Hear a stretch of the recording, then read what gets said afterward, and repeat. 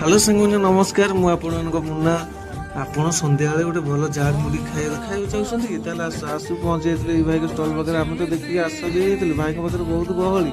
ଆମେ ପହଞ୍ଚୁ order କରିଦେଇଥିଲୁ 2 plate ମଟର, ମୁଗ ଫୁଗ ପକେଇକି ଭାଇକି କହିଦେଇଥିଲୁ ଦେବେ ବୋଲିକା। ଭାଇ ତ ପିଆଜ କାଟିବାରେ ବ୍ୟସ୍ତ ଥିଲେ। ଆମେ ଅର୍ଡ଼ର କରିଦେଇଥିଲୁ, କରିକି ଭିଡ଼ିଓ କରିବାରେ ଲାଗିଯାଇଥିଲୁ।